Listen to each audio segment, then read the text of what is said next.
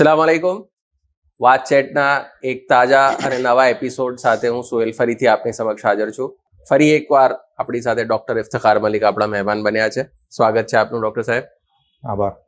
આજે આપણે વાત કરીશું પોલિટિકલ એક્ટિવિઝમ કે રાજકીય સક્રિયતા વિશે.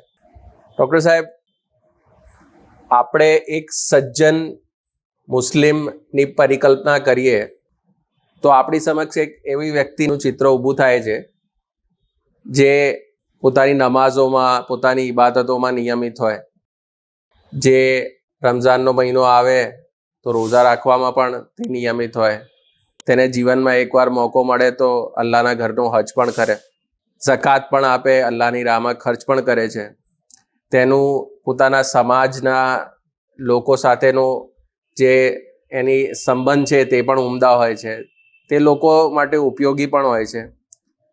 સાથે સાથે એની પોતાના બિન મુસ્લિમ માશરામાં પણ એનો ઇસ્લામ વિશેની જે ગેરસમજો દૂર કરવાના એ પ્રયત્નો કરતો હોય છે અને તેમની સાથે પણ એક સુંદર સંબંધો રાખવાનો એ પ્રયાસ કરતો હોય છે.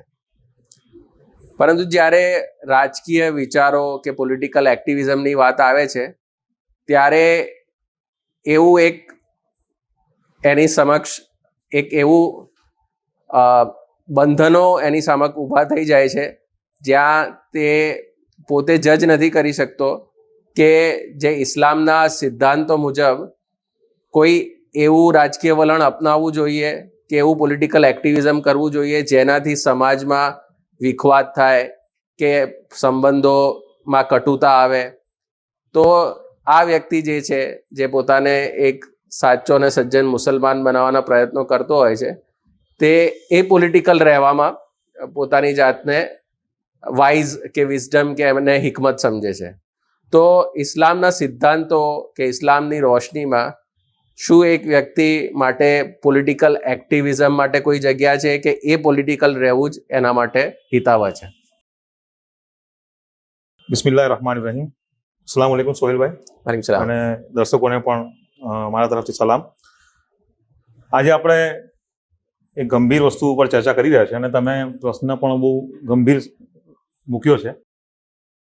મૂળભૂત રીતે મારો વાંધો તો એક જ વસ્તુ સાથે એ જ સૌથી પહેલો એ છે કે દુનિયામાં કોઈ પણ વ્યક્તિ પોતાને જો એ પોલિટિકલ કહે છે તે દંભ કરે છે. પોલિટિક્સ મૂળભૂત રીતે માણસો વચ્ચેના ઇન્ટરેક્શનના વિવિધ પ્રકારોમાંનો એક પ્રકાર છે. માણસને અલ્લાહ તાલાએ પેદા કર્યો તો એની ફિતરતમાં એક વસ્તુ મૂકી કે એ એકલો અટલો તો નથી રહી શકતો.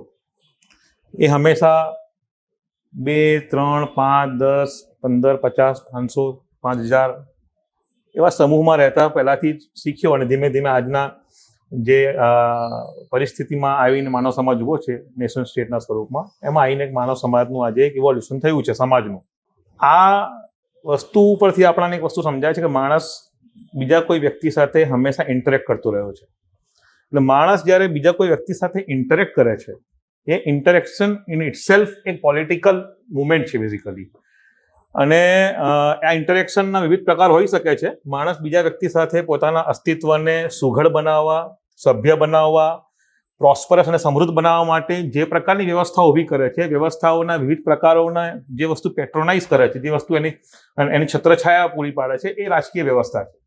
એટલે કોઈ પણ વ્યક્તિ એ પોલિટિકલ હોવાનો દાવો કરતો હોય એ સૌથી મોટો દમ છે, મારું સૌથી પહેલાં માનવું એ છે. બીજી વસ્તુ એ છે કે જે પોતાની જાતે સજ્જન કહેતો હોય અથવા તો મને તમારા સાથે તમારા પ્રશ્નમાં જે વસ્તુ મૂળભૂત ક્યાંક જે વિરોધાભાસ જોવાય છે એ છે કે સજ્જનની વ્યાખ્યામાં એવું ક્યારે આવે કે માણસ બીજા લોકોથી અલિપ્ત થઈ જાય. હંમેશા માણસના બીજા માણસો પ્રત્યેના સંબંધો અને એના સાથેના વ્યવહારમાં એ વસ્તુ હંમેશા સામેલ રહેવી જોઈએ કે એના જે હક છે, એના જે અધિકારો છે, એના એ વ્યક્તિ અથવા તો સમાજ પ્રત્યેની જે ડ્યુટી છે એના માટે હંમેશા તત્પર રહે. તમે સજ્જનની જે પરિકલ્પના કરી, પરિકલ્પનામાં તમે એમ કીધું કે માણસ બીજાઓનો ઉપયોગી બને છે, માણસ સગા સંબંધીનો ઉપયોગી બને છે, માણસ બિન મુસ્લિમ અથવા બીજા સમાજના લોકો સાથે સારા સંબંધો કેળવે છે. આ બધી વસ્તુ ઇન ઇટસેલ્ફ એક આખી સોશિયો પોલિટિકલ મુવમેન્ટનો પાર્ટ છે. પોલિટિક્સ કોઈ આઇસોલેટેડ મતલબ ટર્મિનોલોજી આઇસોલેટેડ વ્યવસ્થા નથી, એક છે સોશિયો પોલિટિકલ આસ્પેક્ટ પણ છે. તો આ માણસોને બીજા માણસ સાથે ઇન્ટરેક્શન કરવામાં પોતાના પાસેના સદગુણો થકી જે ઉપયોગિતા સાબિત કરવાની આખી જે અભિગમ છે એ પણ એક પ્રકારનું એનું પોલિટિકલ એક્ટિવિઝમ જ છે, પણ એ સોશિયો પોલિટિકલ એક્ટિવિઝમ છે. તો આ તો એક મૂળભૂત વાત થઈ.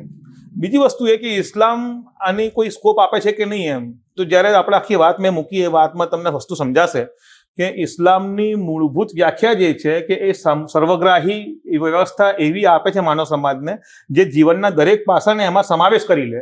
તો એ પછી રાજકીય વ્યવસ્થામાં માણસને ઇન્વોલ્વ ના થવા માટેનો સ્કોપ કેવી રીતે બંધનો મૂકી શકે છે? જે ઇસ્લામની ડેફિનેશનમાં જ વસ્તુ છે કે એ સર્વગ્રાહી વ્યવસ્થા આપે છે. આર્થિક વ્યવસ્થામાં એના ગાઈડલાઇન્સ છે, સામાજિક વ્યવસ્થામાં એના ગાઈડલાઇન્સ છે, શૈક્ષણિક વ્યવસ્થામાં એના ગાઈડલાઇન્સ છે, પછી જીવનની દરેક અલગ પ્રકારની વ્યવસ્થા જેટલી વ્યવસ્થાઓ છે એમાં એના માટે ગાઈડલાઇન્સ છે. તો આ બધી વ્યવસ્થાઓના સાથે રાજકીય વ્યવસ્થા પણ જોડાયેલી છે. તો ઇસ્લામમાં એવું, અથવા પોતે માણસ મુસલમાન હોય ને એવું કેવી રીતે કહી શકે કે હું આ બધી વસ્તુઓ કરું છું, આ બધા ઇન્ટરેક્શન કરું છું, હું સામાજિક વ્યવસ્થામાં સામેલ છું, હું આર્થિક વ્યવસ્થામાં સામેલ છું, હું શૈક્ષણિક વ્યવસ્થાઓમાં સામેલ છું, હું અન્ય બધી વ્યવસ્થાઓમાં સામેલ છું અને રાજકીય વ્યવસ્થામાં સામેલ નથી, એવો માણસ દમ કેવી રીતે કરી શકે? મને તો એ વસ્તુ સમજાતી નથી. એટલે માણસ ક્યાંક ને ક્યાંક આ રીતે પોતે સોશિયો પોલિટિકલ મુવમેન્ટ કે પોલિટિકલ ઇન્ટરેક્શનમાં સામેલ જ હોય છે. એ ભલે એ એનાથી અલિપ્ત હોય અથવા એનાથી અજાણ હોય એ અલગ વસ્તુ છે, અથવાથી પોતે નથી કરી રહ્યો અને દેખાવ કરતો એ અલગ વસ્તુ છે. એક વસ્તુ તો આ છે. બીજી વસ્તુ એ છે કે પોલિટિક્સના સાથે જોડાવવું એટલે વિખવાદી જ હોવું, એ તો એ જે એક પ્રકારનો એક મોમેન્ટમ અથવા એક પ્રકારનો એક માહોલ ઉભો કરી દેવામાં આવ્યો છે, એ તો આજના સમયની વિખવાદી વિચારધારાઓના કારણે એવું થયું છે. પોલિટિક્સ ઇન ઇટસેલ્ફ વિખવાદી હોય છે એવું નથી હોતું. પોલિટિક્સ તો માણસની જરૂરતનો ભાગ છે. માણસને સમાજમાં જીવવું હોય તો એની મૂળભૂત જરૂરત છે. જેમ ખોરાકની જરૂરત છે, જેમ પાણીની જરૂરત છે, એમ એક એવી રાજકીય વ્યવસ્થા કે જે સમાજમાં ન્યાય પ્રસ્થાપિત કરીને દરેકના પોતાના અધિકારો અને દરેકની ડ્યુટીઝ નિયત કરી આપે, એની જરૂરત છે માનવ સમાજની. એમ તો પોલિટિક્સ ઇન ઇટસેલ્ફ તો માનવ સમાજની જરૂરત છે. એને પ્રદૂષિત કરવાવાળી કોઈ વ્યવસ્થા કે કોઈ વિચારધારા હોઈ શકે છે. જેમ ખોરાક એક જરૂરત છે, એ ખોરાકને પ્રદૂષિત કરવાવાળી કોઈ બીજી વસ્તુ હોઈ શકે છે, એવી રીતે પોલિટિક્સને પ્રદૂષિત કરવાવાળી વિચારધારાઓએ એને કોઈ વિખવાદી સ્વરૂપ આપી દીધું હોય તો એમાં સામેલ થવાથી માણસ વિખવાદી થઈ જાય છે. એ સમજણ જ ખોટી છે. અને સમજણ જો મુસલમાનોમાં હોય તો મુસલમાનોને જાણી જોઈને કોઈ ઉપયોગી વ્યવસ્થાથી અલિપ્ત કરી દેવાનું કોઈ ષડયંત્ર હોય ને એવું મને તો લાગી રહ્યું છે. અલ્લાહ તાલા કુરાન મજીદમાં સૂરે આલે ઇમરાનમાં જ્યારે કહે છે કે બિસ્મિલ્લાહિર રહમાનિર રહીમ કુંતુમ ખૈરી ઉમ્મતિન ઉખરિજત લિન્નાસ તઅમરુના બિલ મારૂફ વ તનહૌના અનિલ મુનકર, કે તમારામાંથી એક પક્ષ એવો હોવો જ જોઈએ જે, એટલે તમને ખૈરે ઉમ્મત બનાવવામાં આવ્યા છે અને તમને લોકોમાં ભલાઈનો હુકમ આપવા માટે અને બુરાઈથી રોકવાનો તમારામાંથી એક ગીરો એવો હોવો જોઈએ જે આ પ્રકારનો આદેશ આપે. તો આમાં કેટલાક જે મુફસ્સિર હોય કે જે કુરાન પર કોમેન્ટ્રી કરવાવાળા લોકો હોય, એમાં આ આયતનું જ્યારે ઇન્ટરપ્રિટેશન કરે છે ત્યારે એમ કહે છે કે આ આયત જે છે કે આ તમે જે કીધું પોલિટિકલ એક્ટિવિઝમ છે કે પોલિટિકલ ગાઈડલાઇન્સ તમે કીધું કે ઇસ્લામે જીવનના દરેક ફિલ્ડ્સની અંદર ગાઈડલાઇન્સ આપી છે.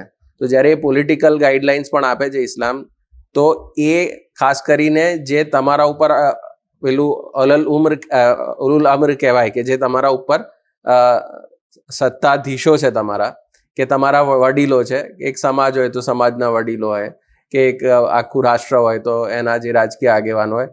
તો આ ગાઈડલાઇન્સ સ્ટેટ માટે છે અને એ સિલેક્ટેડ લોકો માટે છે. અને બાકી લોકોનું કામ એ છે કે જે પોતાના વડીલો એકવાર જે ચૂંટાઈ આવે છે, કે જે એક સામાજિક વ્યવસ્થા પછી એક પોલિટિકલ પ્રોસેસ પછી જે લોકો મેઇન જેમના પાસે પાવર આવે છે કે કંટ્રોલ આવે છે, એમની સારી બાબતોમાં એમને ફોલો કરવાનું કામ હોય છે. બાકી બધા તમામ સમાજે કે તમામ મુસલમાનોએ બહુ પોલિટિકલ એક્ટિવિઝમ દેખાડવાની જરૂરત નથી. અને આના કારણે બીજા પ્રોબ્લેમ્સ થાય. જ્યારે દરેક લોકોને પોલિટિકલી મોબિલાઇઝ કરવામાં આવે તો એક ટોટેલિટેરિયન અને ઇનટોલરન્ટ પ્રકારના સમૂહ એમાંથી ઉત્પાદન થતું હોય છે. તમે કઈ રીતે આ આયતને જોશો? આમાં તમારા પ્રશ્નમાં ઘણા બધા ભાગ છે. એક વસ્તુ એટલે એમાં આપણે એક બેઝિક ચર્ચા કરી લઈએ કે રાજકીય વ્યવસ્થાના અનુસંધાનમાં અથવા તો આપણે જ્યારે પોલિટિકલ એક્ટિવિઝમ જ્યારે વિચારતા હોઈએ ત્યારે સત્તા અને વિરોધ પક્ષ એમ જ વિચારીને આપણે કોઈ વસ્તુના ઉપર ફોકસ કરતા હોઈએ છીએ. મેં એમ કીધું કે ઇસ્લામ જે રાજકીય વિચારધારા આપે છે અથવા ઇસ્લામ જે વિચારધારા જે ઇસ્લામિક વિચારધારા જે પ્રકારની રાજકીય વ્યવસ્થા માટે સમાજને તૈયાર કરવા માંગે છે એમાં ન્યાયની પ્રસ્થાપના એના મૂળભૂત અંગ છે અસલમાં. અને ન્યાયની પ્રસ્થાપના માટે એસ્ટાબ્લિશ જે કંઈ બી સ્ટ્રક્ચર છે એ સ્ટ્રક્ચર માં સમાજના વેલફેર માટેના તત્વો એના વિખવાદ માટેના તત્વો કરતાં વધારે પ્રમાણમાં હોય, ન્યાયનું પ્રમાણ અને ન્યાયની પ્રસ્થાપનાના સ્કોપ વધારે પ્રમાણમાં હોય, ત્યારે ઇસ્લામ એક શિક્ષણ આપે છે કે અનાર્કી ફેલાવવાની જગ્યાએ એક કન્સ્ટ્રક્ટિવ પોઝિટિવ વેમાં સમાજમાં ન્યાયના હાલના પરિસ્થિતિમાં વધુ સુધારણા કરીને એને આઈડિયલ સ્ટેટમાં લઈ જવા માટેના હંમેશા પ્રયત્નો થતા રહેવા જોઈએ.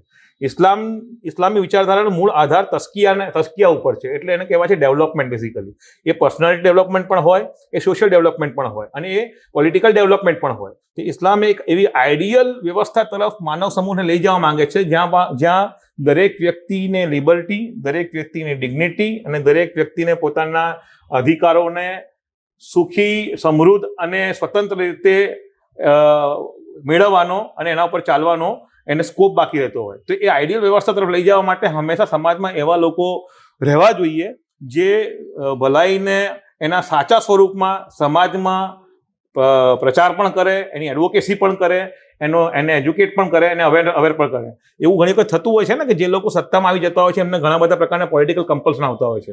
ગમે તેવી આઈડિયલ વ્યવસ્થા હોય, ખિલાફત રાશિદા જે હતી નબી કરીમ સલ્લલ્લાહુ અલૈહિ વસલ્લમ પછીના જે ખુલફાએ રાશિદીનનો જમાના પછીના મોટાભાગના ઇસ્લામિક હિસ્ટ્રીમાં પણ તમે જોશો તો મોટાભાગના લોકો જે સત્તા પર આવ્યા અને સત્તાધીશ થયા એમને ઘણા બધા પ્રકારના પોતાના એપ્રોચ અને એટીટ્યુડના કારણે એવા પોલિટિકલ કમ્પલ્શન આવી જતા હોય છે જેના કારણે એ આઈડિયલ અવસ્થાના અંદર સમાજને લઈને ચાલી શકવામાં અસમર્થ હોય છે.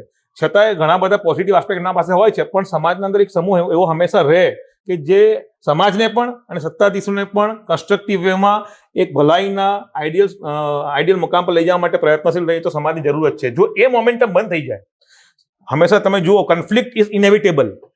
ભલાઈ અને બુરાઈ, હક અને બાતિલ, સત્ય અને અસત્ય, સાચું અને ખોટું, સારું અને ખરાબ, આ દુનિયાના અંદર કોઈ માને કે ના માને એક ઇનેવિટેબલ કોન્ફ્લિક્ટમાં ચાલતી વસ્તુ છે.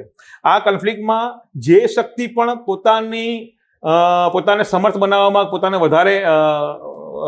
વધારે કોન્સોલિડેટ કરવામાં નબળી સાબિત થશે, એ ભલાઈની શક્તિ હશે તો એ પછી બુરાઈની શક્તિથી પોતે મગલુબ થઈ જશે, પોતે એના આધીન થઈ જશે. તો હંમેશા આ કોન્ફ્લિક્ટમાં, આ ઇનએવિટેબલ કોન્ફ્લિક્ટમાં ભલાઈને ફેલાવવાળા લોકો હંમેશા સક્રિય રહે એ આઈડિયલ અવસ્થામાં પણ જરૂરી છે. કેમ કે માનવ સમાજ કોઈ પણ એક અવસ્થામાં આવીને સ્ટેગ્નન્ટ ન થઈ જવાનું. ડાયનેમિક સમાજ છે માનવ સમાજ. તો ડાયનેમિઝમમાં એ પાર્ટ હંમેશા જતો હોય છે કે એમાં અપ્સ એન્ડ ડાઉન્સ થયા કરતા હોય છે. તો અપ્સ એન્ડ ડાઉન્સમાં એક સમૂહ હંમેશા એવો રહેવો જ જોઈએ કે જે ડાઉન થતી અવસ્થાને અપ લઈ જવામાં પોતાનો રોલ અદા કરતી રહે. અસલ વસ્તુ આ છે એના. હા, તો આ એક સમૂહ હોવો જોઈએ કે આ તમામ મુસલમાનો માટેની ગાઈડલાઇન્સ છે. કારણ કે આમાં જે પ્રશ્નો હું જે આપને પૂછવા માંગુ છું કે એક ખાસ પ્રકારનું આપણે 20મી સદીમાં જોઈએ તો જે પોલિટિકલ ઇસ્લામની એક વ્યાખ્યા બહુ ફેમસ થઈ છે અને જેના કારણે ઇન્ડિયન સબકોન્ટિનેન્ટમાં બી, મિડલ ઇસ્ટમાં બી, નોર્થ આફ્રિકામાં બી ઘણી બધી એવી મુવમેન્ટ્સ ઊભી થઈ છે જે પોતાની જીવનના દરેક ક્ષેત્રમાં ઇસ્લામને પોતાનું સોર્સ માને છે, એનો સ્પિરિચ્યુઅલ સોર્સ બી માને છે. અને વિધિન મુસ્લિમ્સ એમની જે પેનિટ્રેશન છે એ બહુ લિમિટેડ રહી છે, કારણ કે એની અંદર મુસલમાનોમાં પણ એક વર્ગ એવો રહ્યો છે જે એવું માને છે કે મુસ્લિમ્સે પોતાની જાતને અલગથી અસર્ટ કરવાની જરૂર નથી, પોલિટિકલી અસર્ટ કરવાની જરૂર નથી. એમને જ્યાં પોતે મેજોરિટીમાં હોય ત્યાં એમણે પોતાના કલ્ચરને આધીન રહેવું જોઈએ, જ્યાં માઇનોરિટીમાં હોય ત્યાં પોતાના કલ્ચરને આધીન રહેવું જોઈએ અને પોતાની ઇસ્લામને એક હરીફ આઈડિયોલોજીની જેમ જે પ્રેવેલન્ટ આઈડિયોલોજી સામે મૂકવાની જરૂર નથી.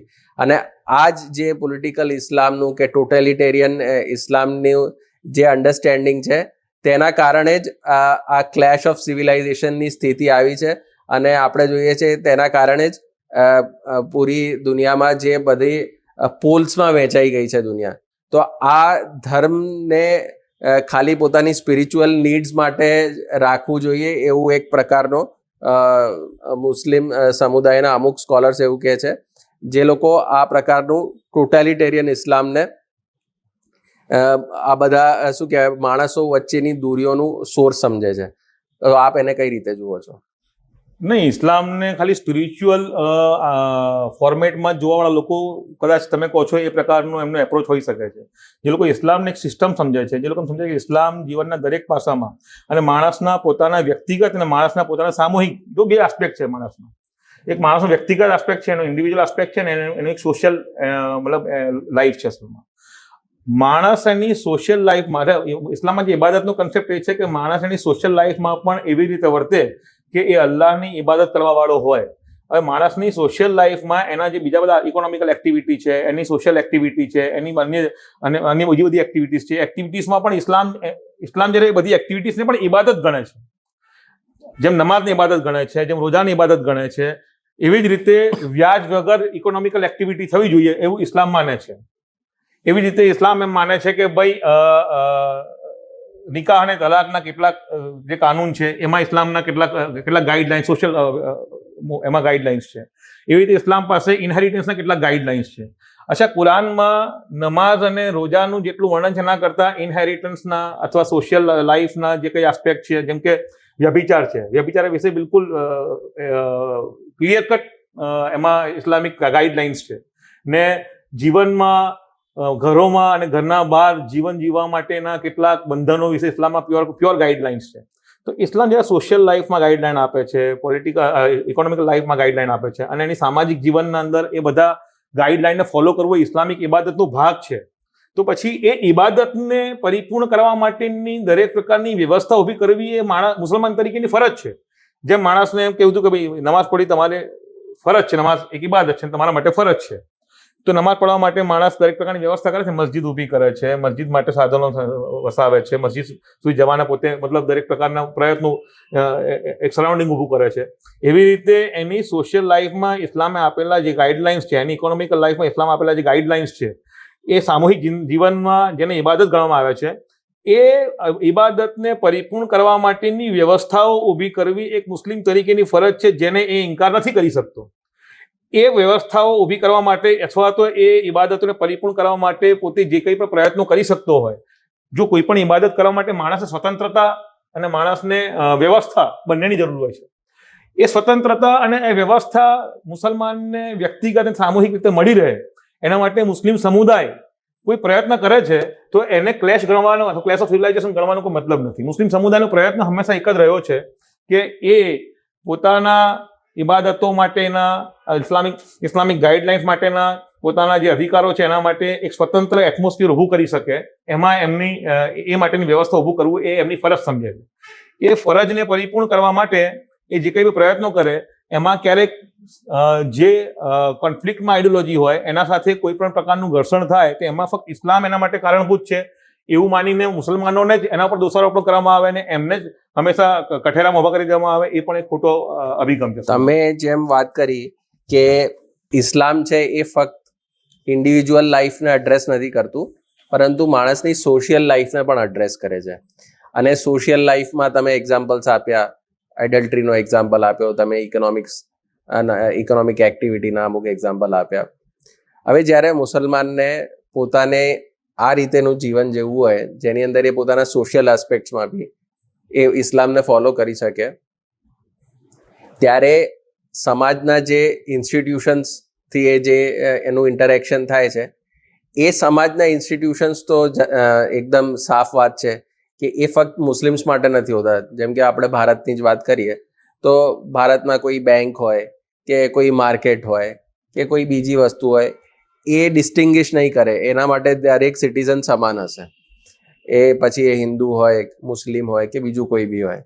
હવે જ્યારે મુસ્લિમ પોતાની શ્રદ્ધાને સામે રાખીને એવું કહે કે મારે આ વ્યવસ્થા મારી શ્રદ્ધાને અનુરૂપ હોવી જોઈએ, તો તેના કારણે ક્યારેક ઘર્ષણ બને અને જે ઇન્સ્ટિટ્યુશનના જે એડમિનિસ્ટ્રેશન છે તેમના માટે એ એક આઝમાઈશનો વિષય બની જાય કે અમે બધાને અલગ અલગ ટ્રીટમેન્ટ આપવાની શું જરૂર છે, અમારું એક માળખું છે. અને કદાચ આ જ કારણ છે કે જેના કારણે અત્યારે જે મુસ્લિમ્સની આ પ્રકારની જે પોતાના સોશિયલ લાઈફમાં પોતાની શ્રદ્ધાને અસર કરવાની એમની જરૂર છે, તેના કારણે આપણે જોઈએ છે કે ક્યારેક યુપીની સરકાર એમ કહે છે કે ભાઈ વેજીટેરિયન વસ્તુઓ છે કે જે એક્સપોર્ટ નથી કરવાની, એના ઉપર બી હલાલ લખવાની શું જરૂર છે?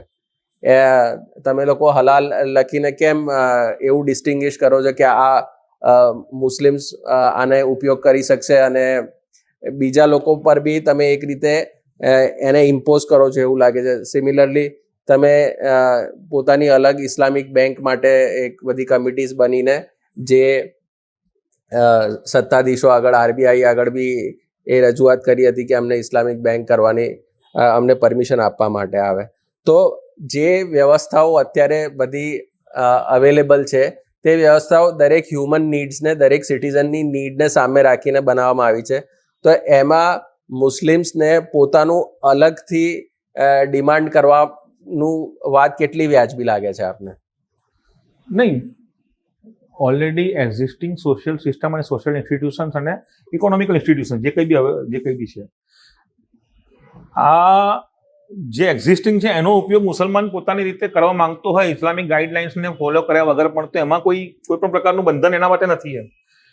પણ ભારત જેવા દેશમાં જ્યાં સેક્યુલર ડેમોક્રેસીની વાત થતી હોય, બરાબર છે, અને ત્યાં બાજુ પર્સનલ લોઝનું પ્રોવિઝન બહુ પહેલા દિવસથી કરી નાખવામાં આવ્યું હોય, અને બંધારણની જે કોન્સ્ટિટ્યુશનલ એસેમ્બલી જે કમિટી બેસી હતી જે તે વખતે અને જેને બંધારણ ડિઝાઇન કર્યું, એ બધા લોકોએ પણ એ એક્સેપ્ટ કર્યું છે કે ભારત એક multi religious, multi cultural, multi linguistic, plural setup છે, જેમાં દરેક પ્રકારના લોકોને, અને એમાં ખાસ પ્રકારના માઇનોરિટીઝ જે લોકો છે, અને ભારત એકલામાં નથી, દુનિયામાં બધી જગ્યાએ છે. આ કોઈ નવી વસ્તુ નથી. મતલબ ભારત આપણે ઇન્ડિયા માટે ગૌરવલી એ બરાબર છે, પણ દુનિયામાં જ્યાં પણ જે લોકો પણ સેક્યુલર ડેમોક્રેસીનો મતલબ ધ્વજવાહકો છે અને જે લોકો એનો દાવો કરે છે, બધી જગ્યાએ માઇનોરિટીઝને એમના પોતાના અધિકારો અવેલેબલ છે. એકચ્યુઅલી લિબરલિઝમની સ્પિરિટ જ છે. જે લોકો લિબરલિઝમ, હવે ડેમોક્રેસીની વાત કરી રહ્યા છે, બેઝિક સ્પિરિટ જ આ છે. સેક્યુલર લિબરલ ડેમોક્રેસીની બેઝિક સ્પિરિટ આ છે કે દરેકને પોતાના શ્રદ્ધા, પોતાના વિશ્વાસ, પોતાના ફેથ અને પોતાની વિચારધારા આધીન જે કંઈ પણ મૂલ્યો છે એના પર ચાલવા માટેનો સ્કોપ અને આઝાદી આપવામાં આવે, as long as it is not hurting the other party. હા, મતલબ કોમન ગુડ હોય, મતલબ જેને કહેવાય કોમન ગુડ છે, એને અફેક્ટ થવું ના જોઈએ. તો મુસલમાનોએ જ્યારે પણ જે વસ્તુઓને એસર્ટ કરી છે એમાં બીજા લોકો સાથે ક્યારે કોમ્પિટિશન નથી કરી, અને મુસલમાનો તો જે એસર્ટ કરી રહ્યા છે એ તો વેલફેર સ્ટેટને બિલકુલ અનુરૂપ વસ્તુઓ છે. માન લો એક છોકરી છે, એને પોતાને બુરખા પહેરવા માટે એનું એક કમિટમેન્ટ છે, અને જ્યારે એક્ઝામ આપવા જાય છે ત્યારે એને રોકવામાં આવે છે ફોર વોટ એવર રીઝન્સ આપણે જોઈએ. તો એને બે પ્રકારની સલાહો આપવામાં આવે. એક એવી સલાહ આપવામાં આવે કે તું જ્યાં સુધી લડી શકતી હોય ત્યાં સુધી લડ, અસર્ટ કર, અને એવું એકવાર શું કહેવાય કે એને તું ઇશ્યુ બનાવી, એને ફાઇટિંગ સ્પિરિટ બનાવે. અને એક બીજો વ્યક્તિ કહે છે કે આપણે બહુ પોતાની જાતને અસર્ટ કરો કે વિખવાદ ઊભો ના થાય. પછી બહુ જ જીદ કરે સામેવાળો વ્યક્તિ તો પોતાનું સ્કાર્ફ ઉતારી દો અને પોતાની એક્ઝામ આપીને નીકળી જાઓ.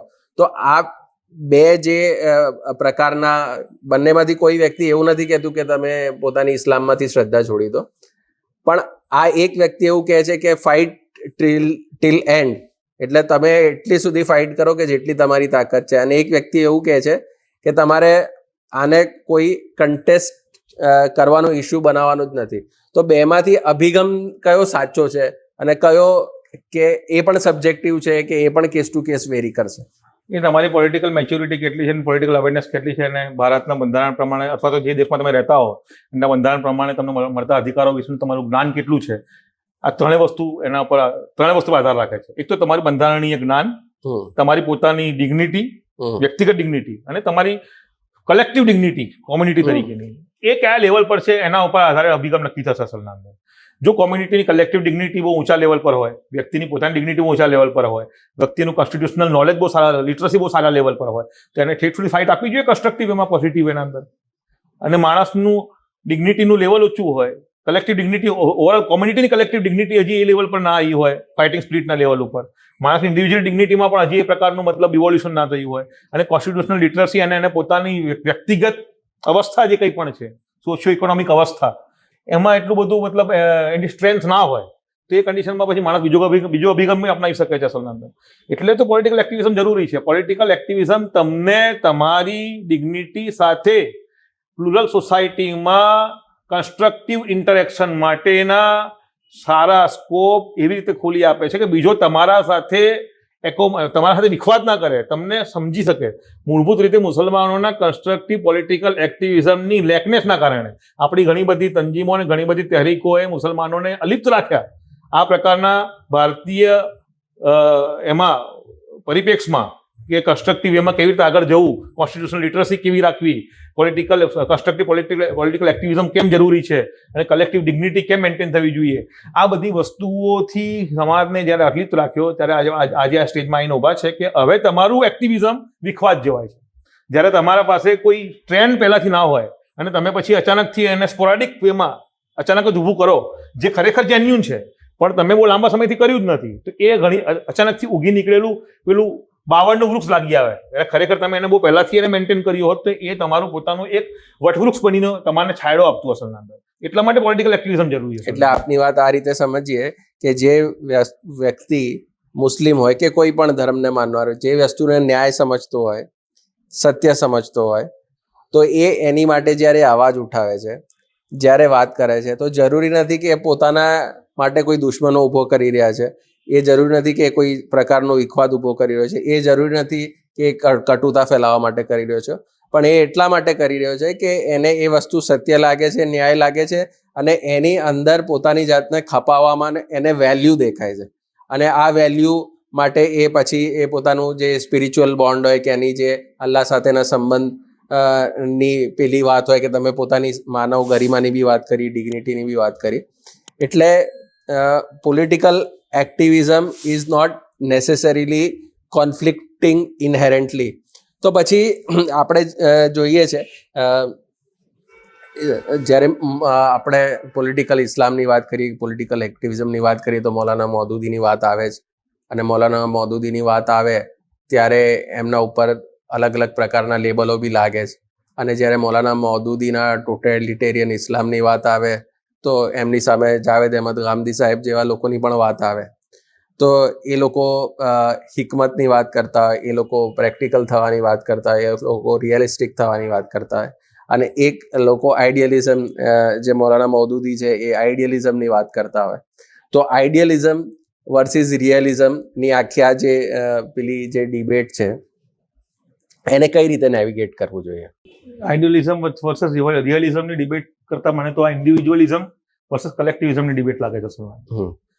ઇસ્લામ કલેક્ટિવ એક્ઝિસ્ટન્સ વગર કોઈ પ્રકારે તમે એને યોગ્ય રીતે વર્તી રહ્યા છો એવો કન્સેપ્ટ મને તો આજ સુધી સમજમાં આવ્યો નથી. ઇસ્લામિક સ્પિરિટને વર્તવું હોય તમારે તો તમારે ઇન્ડિવિજ્યુઅલ તમારું કેરેક્ટર છે અને તમારું જે સામૂહિક કેરેક્ટર છે, કલેક્ટિવ કેરેક્ટર છે, એ બંનેનું એક ખાસ પ્રકારનું બેલેન્સ છે ઇસ્લામિક સ્પિરિટમાં.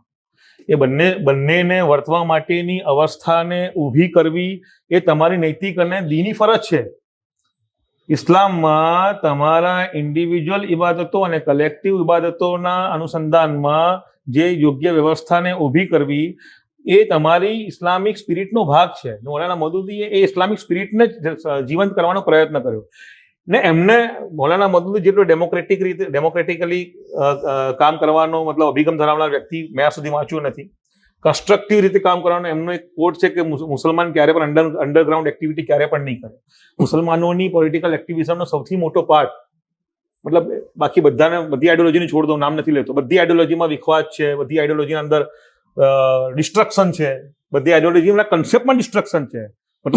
ડિસ્ટ્રક્શન પછી રિકન્સ્ટ્રક્શનનો કન્સેપ્ટ છે. ઇસ્લામમાં જે બેઝિક કન્સેપ્ટ છે ને, જે મૌલાના મૌદૂદીએ જેને જીવંત કર્યો છે, એમાં ડિસ્ટ્રક્શનનો ક્યાંય સ્કોપ નથી, એમાં રિફોર્મેશનનો સ્કોપ છે. મૌલાના મૌદૂદીએ જે ઇસ્લામ નબી કરીમ સલ્લલ્લાહુ અલૈહિ વસલ્લમને સીરતથી સમજાવે છે કે હ્યુમન સોસાયટી હંમેશા કોમન ગુડને લઈને ઇવોલ્વ થતી આવી છે. એમાં કેટલાક લોકોની પોતાની મનેચ્છાઓ અને પોતાના મટીરિયલિસ્ટિક ફાયદાઓ અને ક્રોનિક કેપિટલિસ્ટિક કલ્ચરના કારણે એ બેઝિક કોમન ગુડના સાથે એમને ક્યાંક ચેંચાળા કર્યા છે. એટલે ઇસ્લામ હંમેશા એ પ્રકારના રિફોર્મેશનની વાત કરે છે કે જ્યાં હ્યુમન સોસાયટી કોમન ગુડ સાથે ફરીથી જીવવા માટે તૈયાર થાય ને એમાં દરેકને પોતાની લિબર્ટી સાથે ડિગ્નિટી મેન્ટેન કરવાનો મોકો મળે અને દરેક પોતાની આઈડિયોલોજી સાથે બહુ સારી રીતે સમૃદ્ધ અવસ્થામાં પોતાનું જીવન વ્યતીત કરી શકે. એ વાત કરી રહ્યા છે ને એના માટે જે કાર્યપદ્ધતિ આપી છે કાર્યપદ્ધતિ પણ બહુ ગ્રેજ્યુઅલ છે. સૌથી એ કાર્યપદ્ધતિનો મૂળ આધાર મતલબ પોલિટિકલ એક્ટિવિઝમના અનુસંધાનમાં સૌથી વસ્તુ સમજવાની જરૂર છે કે મુસલમાનો એ હજી ઇસ્લામિક પોલિટિકલ એક્ટિવિઝમ સમજ્યું જ નથી. ઇસ્લામિક પોલિટિકલ એક્ટિવિઝમનો મતલબ જ એ છે કે પબ્લિક ઓપિનિયન ક્રિએટ કરવું, લોકો સાથે ઇન્ટરેક્ટ કરવું, લોકોને સકારાત્મક રીતે મતલબ એક સારી વસ્તુ માટે તૈયાર કરવા અને લોકોને એમના સાથે થતા અન્યાય વિશે જાગૃત કરવા અને એવી રીતે એક મુવમેન્ટ ચલાવી કે જેના કારણે ક્યારે અનાર્કી ના ફેલાય. મતલબ અનાર્કીને ઇસ્લામે હંમેશા ડિસ્પાઇઝ કરી છે, હંમેશા એને શું કહેવાય કન્ડેમ કર્યું છે સલમાને. તો મૌલાના હવે આમાં થયું છે કે કેટલાક લોકો જે તમે જેને રિયાલિઝમ કહો છો, રિયાલિટી સાથે પોતાની જાતને એકોમોડેટ કરવાવાળા લોકો છે. પ્રેગ્મેટિઝમ કહો કે રિયાલિઝમ, પ્રેગ્મેટિઝમ બી મને તો વધારે તમે એમને વધારે લોકોને વધારે સ્કોપ આપો છો એવું લાગે છે, પણ મને એમ કેવું છે કે એકોમોડેટિવ અને કોમ્પ્રોમાઇઝિંગ નેચર હોઈ શકે છે. એટલે ક્યાંય ઇન્ડિવિજ્યુઅલ અવસ્થામાં જ ઇસ્લામ ફોલો કરીને તમે તમારી સંપૂર્ણ જીવનને સફળ બનાવી લેશો અને તમારું જે આખિરતનો કન્સેપ્ટ એને સફળ બનાવી લેશો એ હજી મારે સમજમાં આવે વસ્તુ છે નહીં અસલની અંદર. ને એવું ખાલી ઇસ્લામમાં નહીં, દુનિયાની જે આઈડિયોલોજીસ પણ પોતાની એવી રીતે પ્રસ્તુત કરે છે કે એમના પાસે જીવનની સમસ્યાઓનું નિરાકરણ છે. એમને ક્યારે પણ માણસને ઇન્ડિવિજ્યુઅલ લેવલે કનેક્ટ કરવાનો પ્રયત્ન કર્યો નથી. એમને હંમેશા કલેક્ટિવ એપ્રોચ જ આપ્યો છે માણસોને, મતલબ હ્યુમન સોસાયટીને. એટલે એ કોમ્યુનિઝમ હોય, એ સોશિયલિઝમ હોય, એ કેપિટલિઝમ હોય, એને પણ આખી વ્યવસ્થા આપી છે. વ્યવસ્થામાં હંમેશા કલેક્ટિવ એપ્રોચને તો એટલા માટે તો દરેક આઈડિયોલોજી માનવાવાળા જે દેશો છે એ દેશોએ કોન્સ્ટિટ્યુશન કેમ માને? What is constitution basically? Constitution a multiple identity સાથે કોએક્ઝિસ્ટન્સ કરવા માટેનું એક રિટન ડોક્યુમેન્ટ છે. મતલબ ઇન્ડિવિજ્યુઅલ લેવલે જીવવો તે પ્રકારના ડોક્યુમેન્ટ્સની ક્યાં જરૂરત છે અસલના અંદર? તો એ કોએક્ઝિસ્ટન્સ કોન્સ્ટિટ્યુશનનો મતલબ જ એક ડોક્યુમેન્ટ છે જે તમને કોમન ગુડના આધારે કોએક્ઝિસ્ટ કરવા માટેનું એક સ્કોપ ઉભો કરી આપે છે અસલના અંદર. તો દુનિયામાં કોઈ પણ વિચારધારા ફક્ત હમણાં પોસ્ટ મોડર્નિઝમને એની ચર્ચા નથી કરી, કદાચ આપણે ચર્ચા ડાયવર્ટ થઈ જશે. તો એ કોઈ પણ વિચારધારા જે ઇન્ડિવિજ્યુઅલની વાત કરતી હોય એના સાથે ઇસ્લામનો ક્યારે મતલબ પોસ્ટ મોડર્નિઝમની વાત આવશે જ એટલા માટે આવશે કારણ કે આઈડિયોલોજીની જ્યારે વાત કરીએ છીએ તો કોઈ પણ આઈડિયોલોજીકલ ઓર્ગેનાઇઝેશન જ્યારે એને પાવર મળ્યો છે, ચાહે અત્યારે આપણે વેસ્ટમાં જે આખા દુનિયાને ડેમોક્રેસીનો જે પાઠ ભણાયો યુરોપિયન કન્ટ્રીઝ અને અમેરિકાએ, જ્યારે એમને પોતાના સ્વાર્થ માટે જરૂર પડે છે તો તેમને મિલિટરી કૂ કરવામાં કોઈ પ્રોબ્લેમ થતું નથી. આપણી સામે ઇજિપ્તનો પણ એક્ઝામ્પલ છે અને એવા બીજા કેટલાય મિલિટરી જે ડિક્ટેટર્સ છે એમને આ લોકો સપોર્ટ કરે છે. એ લોકો એમનો જે દંભ છે, જે વેસ્ટર્ન ડેમોક્રેસીમાં માનનારા જેટલા પણ દેશો છે એમાં આપને સાફ આંખે ઉડીને વળગે એવું હોય છે કે જ્યારે એમનો પોતાનો ઇન્ટરેસ્ટ હોય છે ત્યારે ડેમોક્રેસી પણ એક સાઈડમાં રહી જાય છે અને એ લોકો પિક એન્ડ ચૂઝ કરે છે કે આ લોકો હજુ ડેમોક્રેસી માટે હજુ તૈયાર નથી અને એમના ઉપર અત્યારે ડિક્ટેટર્સ જ એમના માટે સારા છે. અને અત્યારે ડેમોક્રેસી માટે જે ઇવોલ્યુશન થવું જોઈએ હજુ એ લોકો એ અવસ્થા પર પહોંચ્યા નથી. એટલે they can weight four there democracy can weight four few years. Similarly કોઈ રાઇટ વિંગની દુનિયાની સરકારો હોય છે એ પણ પોતાની કોન્સ્ટિટ્યુશનમાં આવી રૂડી રૂપાળી વાતો કરતી હોય છે કે દરેકને ડિગ્નિટી હોય, દરેકને ઇક્વલ ઓપોર્ચ્યુનિટીઝ હોય, દરેકને હ્યુમન રાઇટ્સ હોય. પણ જ્યારે જેની પાસે પણ પાવર આવે છે, પેલું જે એક એનિમલ ફાર્મનું અગર આપ તમે જ્યોર્જ ઓરવેલની પેલી વાંચી હોય એ જે નોવેલ છે એની અંદર એ જ બતાવે છે કે કેવી રીતે એક એનિમલનું ગ્રુપ છે એ બીજા એનિમલના ગ્રુપના હેજેમનીથી કંટાળીને વિદ્રોહ કરે છે અને એની માટે કેટલું શાનદાર તરીકાથી એક વિદ્રોહ થાય છે અને એ વિદ્રોહનો અંત એ રીતે આવે છે કે એક નવું ગ્રુપ આવે છે અને એ જ પછી જે પહેલામાં બુરાઈઓ હતી એ જ બુરાઈઓ આની અંદર થઈ જાય છે. તો એ જે પાવરફુલ જે પાવર જેના પાસે આવે છે, ઇખ્તદાર જેની પાસે આવે છે, કંટ્રોલ જેની પાસે આવે છે, તે એ જ કામ કરે છે જે પહેલાની આઈડિયોલોજી કરતી હતી. એટલે આઈડિયોલોજી તો એક શેમ છે. દરેકને જેને પોતાનું પાવર લેવું છે એ પોતપોતાની આઈડિયોલોજી આગળ ધરી દે છે અને અલ્ટિમેટલી તો આ આખી પાવર ગેમ છે અને પાવર આવતાની સાથે જ બધા મૂલ્યો સાઈડમાં મુકાઈ જાય છે, ટેબલ પર મુકાઈ જાય છે. તો ઇસ્લામ વિશે પણ આ ક્રિટિસિઝમ થઈ શકે કે આજે તમે ઓલ્ટરનેટની વાત કરો છો પણ જ્યારે તમારી પાસે પણ ઇખ્તદાર આવશે તો તમે પણ એ જ પ્રકારનું કે ઇસ્લામનું કામ કરશો. તો ઇસ્લામની અંદર જે ઇનહેરન્ટ મૂલ્યો છે એ કઈ રીતે છે કે જે કુરાનના પ્રિન્સિપલ્સ છે કે અલ્લાહના રસૂલ સલ્લલ્લાહુ અલૈહિ વસલ્લમની સીરત છે એ આ વસ્તુને સેફગાર્ડ કઈ રીતે કરે છે કે જે કંટ્રોલમાં આયા પછી કે પાવર આયા પછી એમનો હાથ પકડી શકે? એ સેફગાર્ડ્સ વિશે પણ વાત કરશો તો.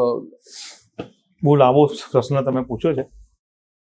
તમે પોસ્ટ મોડર્નિઝમ જે વાત કરી ને, સાદી ભાષામાં post modernism basically destruction of definitions કહેવાય છે.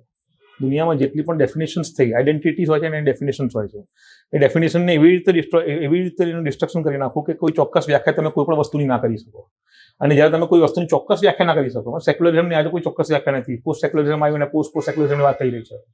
એટલે ડેમોક્રેસીની જે વાત અત્યારે થઈ રહી છે, ડેમોક્રેસીમાં પણ હવે ધીમે ધીમે ઘણા પ્રકારના મતલબ લોકોના વિશ્વાસ ઉભો થવા માંડ્યો છે. એક નેશન સ્ટેટ ઇન ઇટસેલ્ફ આજના ગ્લોબલ ઓર્ડરમાં પોતાની ડેફિનેશન ખોઈ રહ્યું છે. તો પોસ્ટ મોડર્નિઝમની બેઝિક આઈડિયોલોજીમાં ડિસ્ટ્રક્શન ઓફ ડેફિનેશન્સ, વ્યાખ્યાઓનું નિકંદન એવી રીતે કાઢી નાખવું કે કોઈ એને ચોક્કસ રીતે વ્યાખ્યાયિત ના કરી શકે, અને જેમના હાથમાં જે હિડન પાવર છે એ લોકો પોતાની મરજી પ્રમાણે એને વ્યાખ્યાયિત પણ કરે, એ વ્યાખ્યાયિત કરીને એને ઇમ્પોઝ કરવાનો પ્રયત્ન પણ કરે, અને એનું જ પરિણામ આખી દુનિયામાં આજે જોવાઈ રહ્યું છે. મૂળભૂત રીતે એને આપણે ટૂંકમાં જે આખો સાર કાઢવો હતો આ કાળ છે.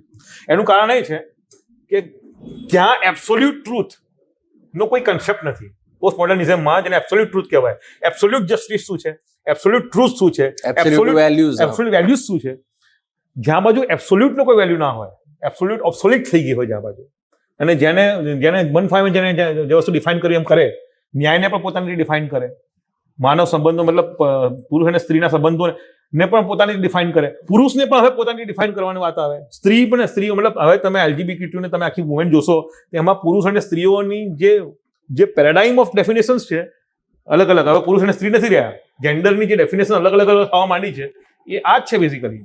તો કહેવાનો મતલબ એ છે કે જ્યાં બાજુ એબ્સોલ્યુટ ટ્રુથ નથી, જ્યાં એબ્સોલ્યુટ વેલ્યુ સિસ્ટમ નથી, ત્યાં બાજુ તમે ક્યારેય પણ કોઈ ચોક્કસ પ્રકારની ન્યાયિક વ્યવસ્થાને પ્રસ્થાપિત કરી શકતા નથી. ઇસ્લામે જ્યારે પણ કોઈ પોલિટિકલ વ્યવસ્થા ઊભી કરી છે તો એના બેઝમાં absolute justice, absolute truth, absolute value system હંમેશા એના આધાર બિંદુ રહ્યું છે.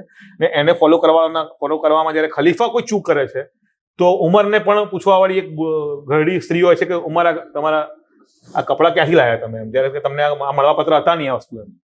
અથવા તો જ્યારે હઝરત ઉમરે એમ કીધું કે ભાઈ હું મહેર ચોક્કસ પ્રમાણમાં આ મહેર દરેક વ્યક્તિ લેશે, મહેરનું પ્રમાણ હું નક્કી કરી લઉં છું, ત્યારે પણ એક સ્ત્રી ઉભા થઈને એમ કીધું કે જ્યારે અલ્લાહે મહેરનું પ્રમાણ નક્કી નથી કર્યું, તમે કોણ છે મહેરનું પ્રમાણ નક્કી કરવા માટે?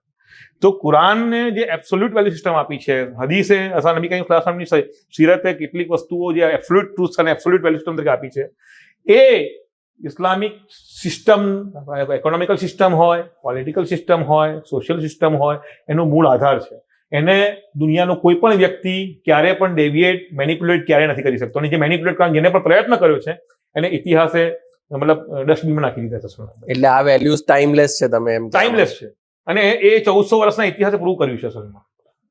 તો એક ટાઈમલેસ વેલ્યુઝની સામે કાઉન્ટર આર્ગ્યુમેન્ટ થાય છે સ્ટેગ્નેશનની, કે એક જ્યારે સિવિલાઇઝેશન સ્ટોપ થઈ જાય છે, મિડિવલ એરામાં અટકી જાય છે અને ત્યાંથી આગળ નીકળતી જ નથી. તો આ જે એલિગેશન લાગે છે ઇસ્લામિક સોસાયટી પર કે ઇસ્લામ પર, એ કેટલું વ્યાજબી છે? તમે જેને સ્ટેગ્નેશન કહો છો ને, એ તો મટીરિયલ ડેવલપમેન્ટ અનુસંધાનમાં કહેવામાં આવે છે સુનામદાર.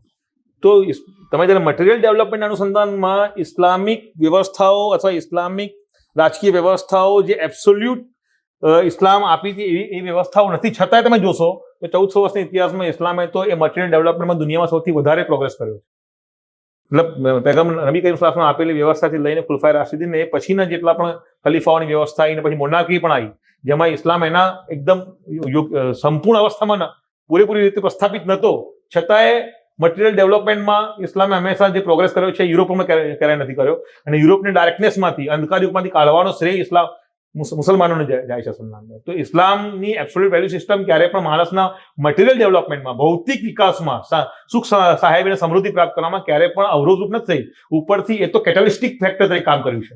જ્યારે પણ કોઈ જગ્યાએ ન્યાયિક વ્યવસ્થા પ્રસ્થાપિત હોય, જ્યારે પણ કોઈ જગ્યાએ ઇક્વિટેબલ રિસોર્સ ડિસ્ટ્રીબ્યુશન વ્યવસ્થા હોય, જ્યાં વેલફેર સ્ટેટનો કન્સેપ્ટ હોય, જ્યાં ડાઉન ટોડન્સ અને સૌથી સમાજના વંચિત વર્ગને ઉપર ઉઠાવવાનો કન્સેપ્ટ હોય, તો બેઝિક યુનિવર્સનું જે એકમ છે હ્યુમન, જેના સેન્ટર સ્ટેજમાં, જે વેલ્યુ સિસ્ટમના સેન્ટર સ્ટેજમાં યુનિવર્સનું બેઝિક એકમ હ્યુમન હોય, એ ક્યારે સ્ટેગ્નન્ટ નથી હોતું, એ તો ડેવલપમેન્ટ કરે છે અસલના અંદર. કેમ કે આપણે સમજવાની જરૂર છે કે બેઝિક રિસોર્સ જે છે, જે અલ્લાહ તાલાએ પેદા કર્યો છે, એ લોખંડ, સ્ટીલ, સોનું કે ચાંદી નથી. બેઝિક રિસોર્સ જેને આપણે કહીએ હ્યુમન રિસોર્સ છે બેઝિકલી. એને જેટલો પણ પ્રોસ્પર થવાનો, બ્લોસમ થવાનો, ખીલવાનો મોકો વ્યવસ્થા આપશે એટલું એ સમાજ વધારે ડેવલપ થશે. એ સમજવાની જરૂર છે અસલના અંદર. સામાન્ય યુવાન છે, મુસ્લિમ યુવાન છે, અને એ પોતાનો એક સમૂહ બનાવે છે, અને માન લો એ તમારી વાત સાંભળીને આજે એને એવું થાય છે કે મારે પણ કંઈ ને કંઈક એક્ટિવિઝમ દેખાડવું જોઈએ. એ જ્યારે પોતાની જાતને ઓર્ગેનાઇઝ કરે છે, યુવાનોને મોબિલાઇઝ કરે છે, તો એ જે પ્રકારની એક્ટિવિઝમ કે ન્યાયપ્રિય સમાજ માટે જે પણ એ પ્રયત્નો કરશે, એમાં એ મુસ્લિમ યુવાનને પોતાના બિન મુસ્લિમ સાથીઓને સાથે રાખવાનો કેટલો સ્કોપ છે?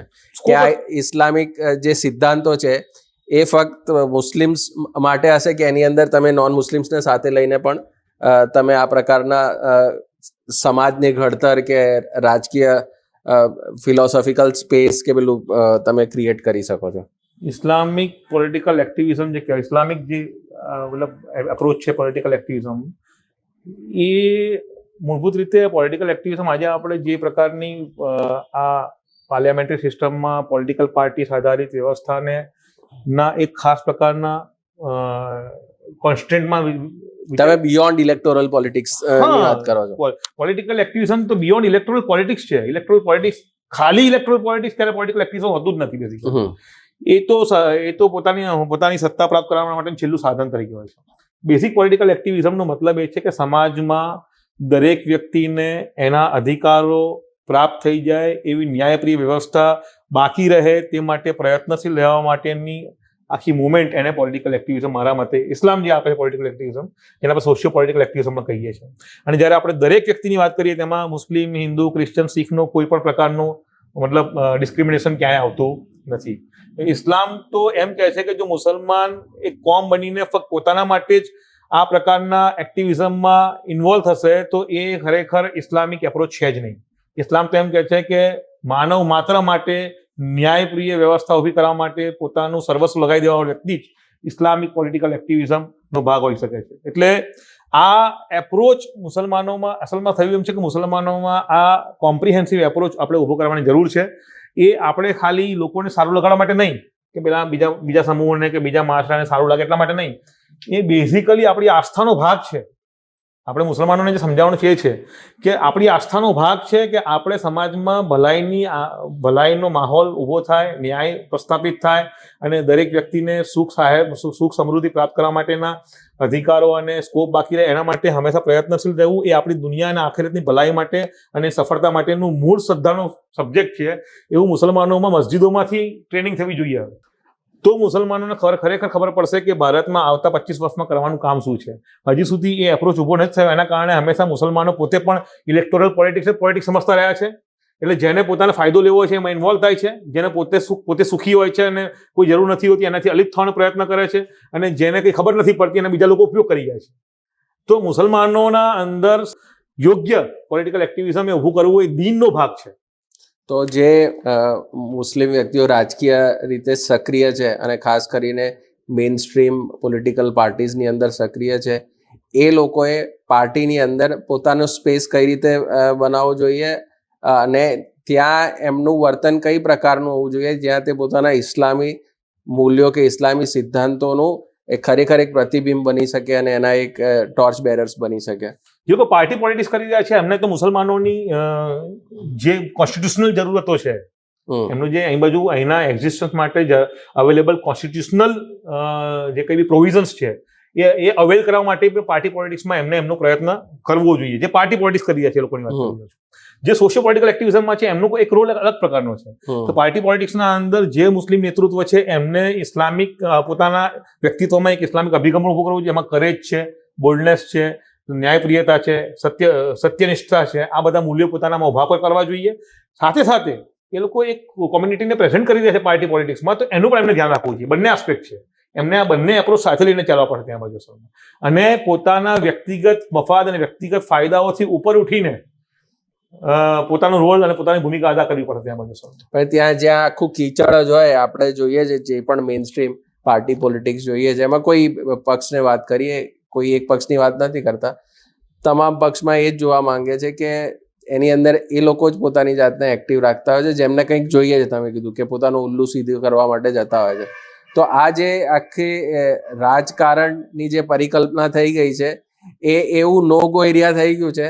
તો સજ્જન લોકો માટે હવે એવું થાય છે કે ત્યાં જઈને પોતે કપડાં ખરાબ કરવાની જ વાત છે, હાથ ખરાબ કરવાની જ વાત છે, અને ભલે આપણને લોકો જાત જાતની સુફિયાણી વાતો કરે કે સારા લોકો આવશે નહીં પોલિટિક્સમાં તો કઈ રીતે આ સુધરશે, પણ એ સારો લોક બી સારા લોક ત્યાં રહેતું નથી અને એને સફોકેટ કરી દેવામાં આવે છે.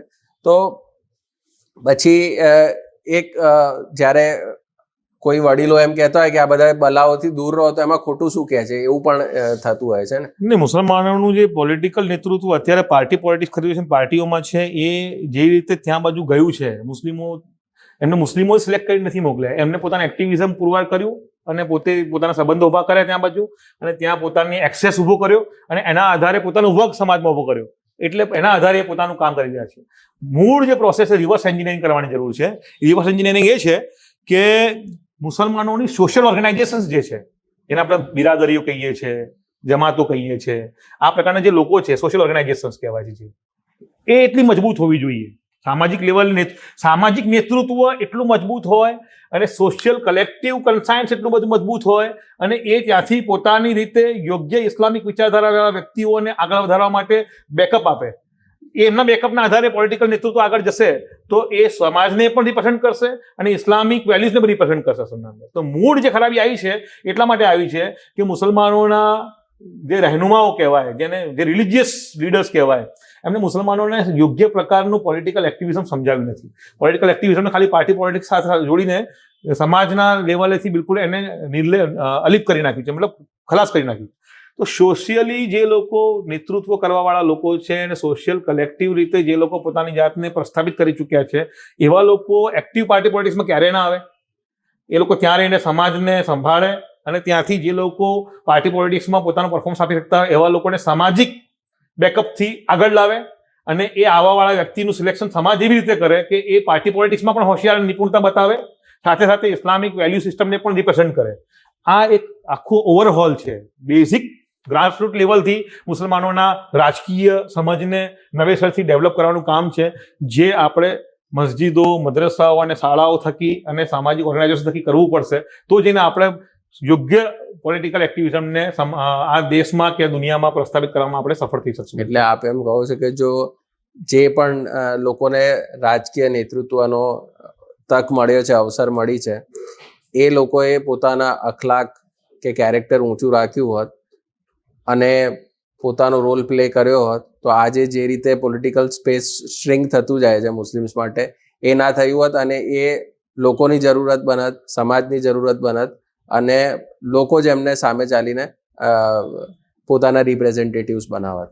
તો એટલે તમને કંઈક વેક્યુમ લાગે છે એવા સારા લોકોનું કે એવા સમાજના તરફથી શું કહેવાય તરબિયત પામેલા લોકોની કે જે આગળ ચાલીને પોતાના શું કહેવાય આ જે રોલ છે, આ પણ એક સ્પેસ છે કે પોલિટિક્સ જ્યારે જે છે ને એ ફક્ત પાવર ગેમ નથી, એક બહુ ઇમ્પોર્ટન્ટ રિસ્પોન્સિબિલિટી છે કે જ્યાં તમે લાખો લોકોને રિપ્રેઝેન્ટ કરો છો, તેમની ભલાઈ બુરાઈનું તમારે ધ્યાન રાખવું પડે છે, તેમને નફા નુકસાનનું તમારે ધ્યાન રાખવું પડતું હોય છે, અને જે કોમન ગુડ માટે કામ કરવાનું હોય છે. એટલે એનું ઇમ્પોર્ટન્સ ક્યારે ઓછું નથી થતું. અને એની અંદર ઇનહેરન્ટ એ પણ વસ્તુ છે કે જે પબ્લિકનું રિપ્રેઝન્ટેશન જ્યારે કરો છો ત્યારે બેક ઓફ ધ માઇન્ડ આ વસ્તુ રહે જ છે કે લોકોનું ભલાઈ બુરાઈ. તો જે વાત મને સમજમાં આવી કે ખુદ સમાજ જે છે એની અંદર જ મૂળભૂત બહુ બધા પ્રોબ્લેમ્સ છે, જેના કારણે આપણને આ પ્રકારનું રાજકીય નેતૃત્વ મળી રહ્યું છે. તો સામાજિક ઓવરહોલિંગની પણ હા, એટલે સમાજમાં જયારે દીનદારીનો મતલબ એમ થઈ જાય કે તમે સિયાસતથી દૂર રહેશો તો તમે દીનદાર છો, એવો સમાજ પછી યોગ્ય પ્રકારના પોલિટિક્સને સમજવા માટે પણ અસમર્થ થઈ જાય છે. પછી તો એ બીજાના હાથનું રમકડું બની જાય છે. અસલમાં આપણી આ ભૂલ છે ને અસલના અંદર. આપણે સમજી શક્યા નથી અને સમજવું પડશે. તમે જ્યારે રાજકારણ અથવા રાજકીય એક્ટિવિઝમને તમે ગુનો બતાવી દો, અપરાધ બતાવી દો કોઈ સમાજને, જ્યારે કે એ તો માણસની મૂળભૂત જરૂરત છે. માણસ ચાહે કે ના ચાહે એને કોઈ પણ પ્રકારના માનવ ઇન્ટરેક્શનમાં રહેવું જ પડે છે. માનવ ઇન્ટરેક્શનનો ભાગ શું છે? બેઝિકલી પોલિટિકલ સિસ્ટમ શું છે? હ્યુમન સાથે ઇન્ટરેક્શન છે બેઝિકલી. તો તમે જ્યારે જે વસ્તુનું જ્ઞાન ધરાવતા નથી અને એમાં તમારે ઇન્વોલ્વ થવું પડે છે, તમારે બીજાના હાથમાં રમકડું બનવું પડે. તો આપણે ભૂલ કરી છે ને 50, 60, 70 વર્ષથી આપણા લોકોએ આ ભૂલ કરી છે. જ્યારે કે ભારતના અંદર તો અત્યારે આ છેલ્લા 10, 12, 15 વર્ષ જે થયું છે 25 વર્ષથી, બાકી ભારતની જે બેઝિક આખું ડેમોક્રેટિક ગ્રાઉન્ડ છે ને, મતલબ પંચાયત રાજ તમે જેને કહો, મતલબ ગ્રામ પંચાયતથી લઈને તાલુકા પંચાયત, જિલ્લા પંચાયત ને આખી જે સિસ્ટમ છે, એ સિસ્ટમમાં તમારા રિપ્રેઝન્ટેશન, તમારી વેલ્યુ સિસ્ટમ, હું માણસની વાત નથી કરતો, મતલબ આ તો પાર્ટી પોલિટિક્સ ને પાર્લામેન્ટરી સિસ્ટમ ને બધું તો લોકસભા ને વિધાનસભા ને બધું ઉપર આવે છે. એનાથી નીચે જે રૂરલ પોલિટિક્સ છે, ગ્રાસરૂટ લેવલે, એમાં તો વેલ્યુ સિસ્ટમ રિપ્રેઝન્ટ કરવાનો મોકો છે. તમે આજે જુઓ, આ તો હમણાં એવું થઈ ગયું. બાકી એવું કેટલાય તમે ગામડાઓ જોશો કે જ્યાં મુસલમાનોના 2 કે 3 ઘર હતા, છતાં એ સરપંચ હોતા હતા. શાના આધારે? પોતાના અખલાક અને પોતાના કિરદાર અને પોતાના કેરેક્ટરના આધારે. કેમ લોકો એમને સિલેક્ટ કરતા હતા? એ જ ગામના લોકો. આજે નફરતના કારણે કદાચ એ પરિસ્થિતિ બદલાઈ ગઈ હશે, પણ એવા એક્ઝામ્પલ તમને આખા ભારતભરમાં મળશે. એવા તો કેમ થતું હતું? એ સોશિયલ ક્રેડિબિલિટી હતી ત્યાં પછી. તો social credibility should play the role. સામાજિક ક્રેડિબિલિટી માણસના શું કહેવાય, રિપ્રેઝન્ટેશન માટે ભૂમિકા અદા કરવા માટેનું કોઈ કારણ બનશે તો પછી સારા લોકો પર આવશે. પણ માણસ પોતાના પાસેની વાકચાતુર્યના કારણે, મતલબ સારું બોલી શકે છે ને લોકોને શું કહેવાય ઇમ્પ્રેસ કરી શકે છે ને પછી પોતાના કામ કરાવી શકે છે ને એના પાસે કેટલાક પ્રકારના કાવા દાવા કરવાની આવડત છે, ભ્રષ્ટાચાર કરવાની આવડત છે, લોકો પાસેથી કોઈ બી રીતે કામ કરાવીને આવડત છે, એમ કરીને માણસ પોતાનું જ્યારે એક સીડી ચડે છે અને ત્યાં પોતે એક એક્સેસ મેળવી લે છે અને ત્યાંથી પછી પોતાની કોમ્યુનિટીને વોટ બેંક બનાવી લે છે, તો કોમ્યુનિટી તેની વોટ બેંક બની રહી જાય છે. એના કરતાં પ્રોસેસ ઊંધી થઈ જાય તો કોમ્યુનિટીને પણ ફાયદો થાય, દેશને પણ ફાયદો થાય અને ઓવરઓલ સોશિયો પોલિટિકલ સ્પેક્ટ્રમમાં ઘણું બધું બદલાય. કેમ કે ઇસ્લામિક વેલ્યુ સિસ્ટમ એવી છે કે બધાએ બદલાવવું પડે. જ્યારે તમે એક જગ્યાએ બદલાવ લાવો તો એની કોમ્પિટિશનમાં બધાએ બદલાવવું પડે પછી. જે પ્રકારનું અત્યારે આપણે પોલિટિકલ સ્પેસ જોઈએ છે, એના પાછળ કંઈ ને કંઈ આપણું જે સામાજિક વ્યવસ્થા છે એ પણ જવાબદાર છે. સમાજ પોતે જ જ્યારે અવેરનેસ પોતાની વધારશે, એનું પોતે ઇન્ટેલેક્ચ્યુઅલ એબિલિટી વધારશે, એ પોતે ન્યાયપ્રિય બનશે, એ પોતે અખલાકને પસંદ કરવાવાળી બનશે, એ પોતે જ્ઞાનને વધારે મહત્ત્વ આપવાવાળી બનશે, તો એને એ જ પ્રકારના રિપ્રેઝેન્ટેટિવ્સ મળશે. તો ખૂબ સુંદર સેશન રહ્યો. ફરીથી આપની સમક્ષ હાજર થઈશું આ જ પ્રકારના એપિસોડ્સ લઈને, આ જ પ્રકારના નવા વસ્તુઓ લઈને. તો વાતચેટના આ એપિસોડને આપણે અહીંયા જ અંત આપીએ. આપને અમારો આ એપિસોડ કેવો લાગ્યો એ જરૂરથી અમને અમારા સોશિયલ મીડિયા હેન્ડલ્સ પર કમેન્ટ કરીને બતાવજો.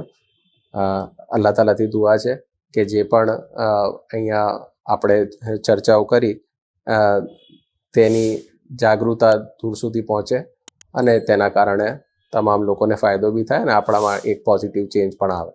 Thank you. જઝાકલ્લાહ. અસ્સલામ વાલેકુમ.